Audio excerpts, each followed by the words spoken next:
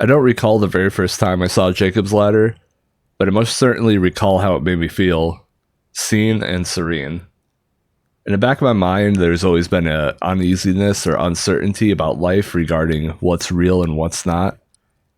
There's a lingering feeling of being disconnected from reality or being unmoored from your own body. Many persons have this gnawing feeling constantly and have difficulty expressing the day-to-day existence of seeing yourself outside of yourself. Even now, I'm having difficulty parceling out my thoughts about the limbo that Jacob's Ladder explores, or the surreality outside of the film. The telltale signs that you're alive but not actually feeling like it. The constant presence of dissociation within the film spoke to me, and a generation that 30 years later have reflected on this film and hailed it an introspective masterpiece. The first week of November in the United States was a tumultuous one, but aren't they all? The country was laser focused on elections across the country to gauge the barometer of all the isms and phobias we've been piling up. The setting of Jacob's Ladder is eerily similar, where a country on the brink of rending itself apart had millions of young people that had a feeling of doomed and foreshortened futures. Every day felt like it could be the last. On a battlefield abroad where you were a pawn for higher militaristic powers, or at home where you were fighting for civil rights, the war seemed like it was never ending, and the residual trauma of all these things became etched into the culture. Perhaps it's more appropriate to say our DNA, because we most certainly carry the weight of our experiences and pass it along to the generations that follow.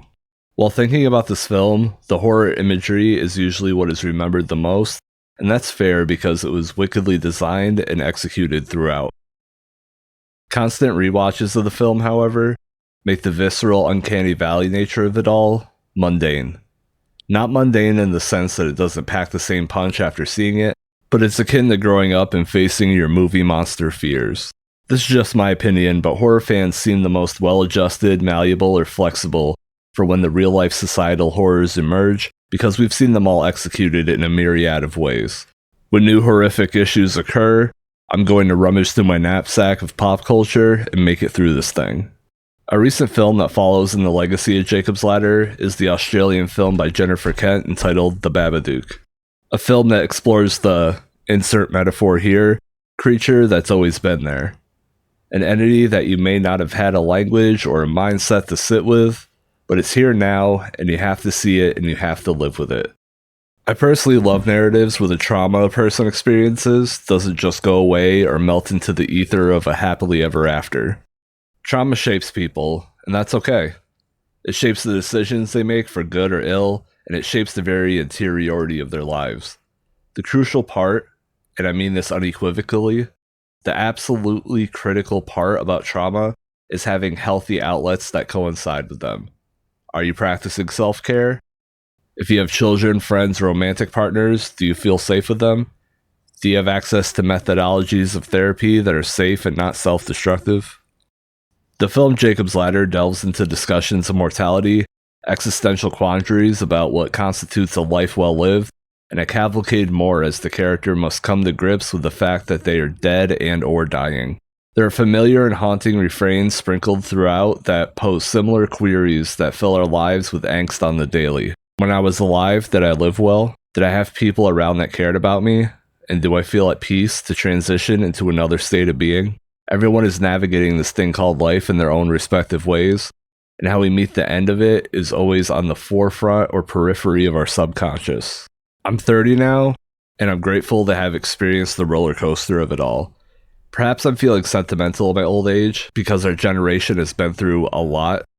Again, haven't they all? But it's our doom clock now, and the generations prior have passed it along like an heirloom. Upon reflection, that surreal feeling about Jacob's Ladder is what we've also been sharing the same space, time, and literally growing up together for all of these years. This film is a bomb now, and I finally have the language or the life experiences to see how and why.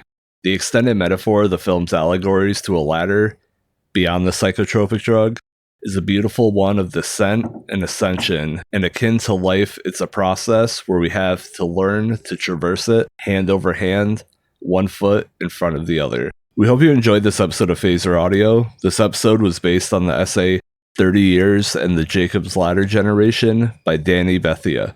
For more pop culture deep dives, articles, and essays, head over to PHASRmedia.com. Peace, y'all.